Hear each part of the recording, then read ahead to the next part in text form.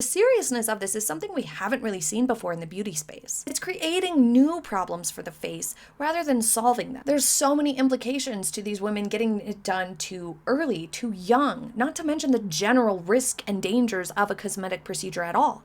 Anything that pierces the skin carries huge risks. It would be reasonable to assume that this will be even worse for the ladies who are doing even more procedures, even younger. These sorts of overfilled looks and overdone faces are going through the exact same thing that all trends, fashion trends, beauty trends, hairstyle trends, all of it go through over time. The overfilled lips, the overplumped bottoms, the chiseled cheekbones with the buccal or buccal fat removal and the plumped up cheekbones, and all of these things are just trends that are eventually going to fall from favor. Now, when a trend is something as simple as a makeup look, like minimal makeup or bronzy makeup or really rosy cheek makeup, like there's no harm in that. The worst that will happen is you'll look back on those pictures and wonder why you had so much blush on your nose or why you were lining your lips in that way.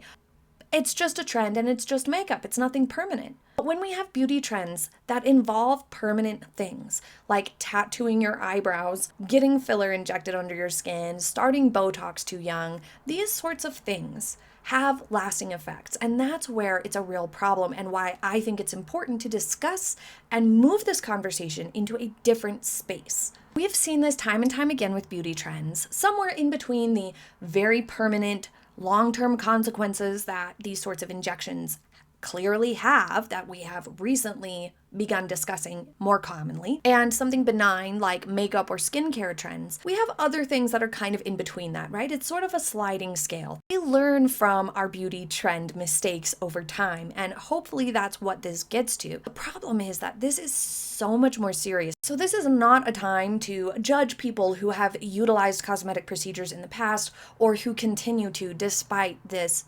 information coming to light. What we should be asking, however, is why? Why has the industry been allowing people far too young to get this filler? We know the answer to this. It's because there's really no money in that.